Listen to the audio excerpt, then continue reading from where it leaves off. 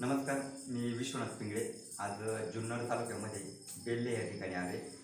आज सांगायला थोडंसं वाईट वाटतं की आज केमिकलचं खाणं, पेस्टिसाईड खाणं, आज पाहिलं गेल्याच्या नंतर केमिकलच्या पालेभाज्या खातो आणि याचा दुष्परिणाम पाहिलं गेल्याच्या नंतर आपण सांगत असतो की आजार वाढत चाललेत. पहिलं आयुष्य जे होतं 100 होतं आणि त्या आयुष्य आले 50-60 वरती.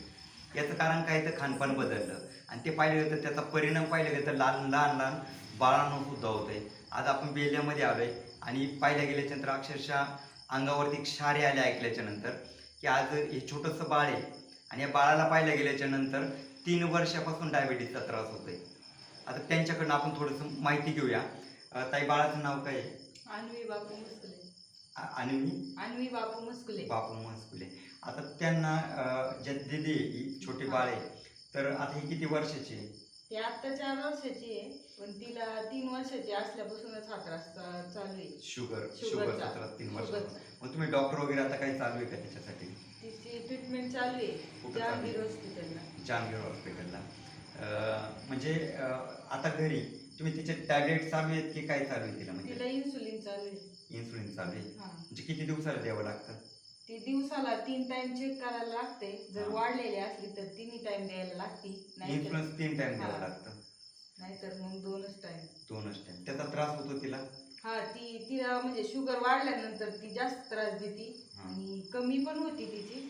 कमी झाल्यानंतर मग ती अशी सूम पडते. म्हणजे कमी शांत झालं होती. शांत होते. म्हणजे तिला कळत नाही काय होते. बरोबर. बघा, आज इथं पाहिलं गेल्याच्या नंतर हा जो त्रास होतोय, आज तुम्ही आज लाईव्ह मध्ये मी सांगतोय, आजची तारीख आहे, आज 17 मे 2024 ही तारीख आहे आणि आम्ही बेल्ले गावात आहे. बघा, हे छान पाहिलं गेलं तर गोंडस बाळ आहे आणि त्या बाळाला आज एवढ्या लहान वयामध्ये हा त्रास होतोय.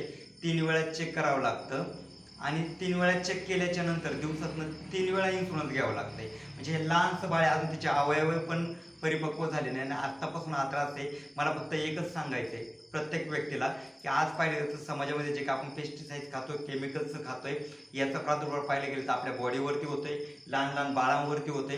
तर निश्चितपणे मी सांगेल, आज मी सनेज कंपनीच्या माध्यमातून आज इथपर्यंत पोहोचले आणि आपले प्रोडक्ट जे आहेत सनेज कंपनीचे, ते फूड सप्लिमेंट आहे. म्हणजे आपल्या शरीरामध्ये जे काही केमिकल जातं ते बाहेर काढण्यासाठी जे सप्लिमेंट, फूड सप्लिमेंट म्हटलं जातं, जी शरीरामध्ये कमतरता आहे ती भरून काढायचं काम आपलं प्रोडक्ट करत आहे. तर निश्चितपणे मी सांगेल, आज पाहिलं गेलं तर अशी परिस्थिती जर आपल्यावरती येऊन द्यायची नसेल तर निश्चितपणे सनेज कंपनीचे आयुर्वेदिक प्रोडक्ट आहे, सप्लिमेंट आहे, ते फूड सप्लिमेंट आहे, ज्याच्या माध्यमातून आज पाहिलं आपल्या शरीरामध्ये जे फळांमधनं, पालेभाज्यामधून जो सप्लिमेंट आपल्याला भेटत नाही ते आपल्याला याच्यामधनं भेटतं. तर निश्चितपणे मी प्रत्येकाला विनंती करेल की आजारी व्यक्तीसाठीच नाही, आजार पडूच नये, असे आजार आपल्याला येऊ नये म्हणून प्रत्येकाने फूड सप्लिमेंट म्हणून सनेजचे प्रोडक्ट यूज केले पाहिजे.